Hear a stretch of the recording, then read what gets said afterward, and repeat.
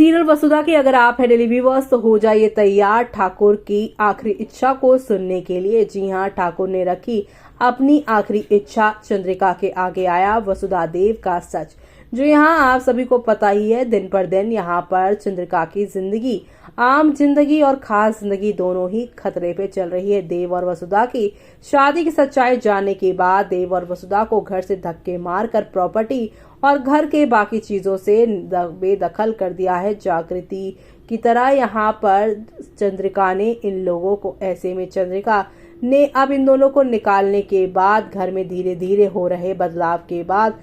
चंद्रिका को इस बात का एहसास तो हो रहा है कि देव को कंपनी से निकाला तो देव की जगह वो चीजें हैंडल नहीं कर पा रहे, क्योंकि देव यंग जनरेशन का इंसान है और आगे आने वाले लोगों के साथ डील कैसे करनी है वो चीजें उसे अच्छे से आ रही थी। कई सारे प्रोजेक्ट देव सिंगल हैंडली संभाल रहा था और अब चंद्रिका को इस उम्र में घर का और ऑफिस की सारी चीजों को मैनेज करना पड़ रहा है, क्योंकि घर में यहाँ वसुधा थी जो यहाँ पर घर की बाकी घर चीजें देख लेती थी। चंद्रिका को घर की चिंता वसुधा के होते नहीं थी और देव के कंपनी में होते हुए चंद्रिका को कंपनी की नहीं थी। लेकिन अब धीरे धीरे करके यहाँ पर देव वसुधा की जहाँ नई जर्नी शुरू होगी तो वही चंद्रिका का सब कुछ बर्बाद होता नजर आएगा। चंद्रिका को और अपने लोगों को बर्बाद होता देख चंद्रिका के पति यहाँ पर ठाकुर प्रताप जो है बीमार फिर से पड़ेंगे और हॉस्पिटल पहुंच जाएंगे और ठाकुर वहीं पर अपनी आखिरी इच्छा ये जताएंगे कि वसुधा को घर की बहू के तौर पर चंद्रिका को एक्सेप्ट करना चाहिए और देव को कंपनी के सारे फैसले फिर से लेने देने चाहिए, नहीं तो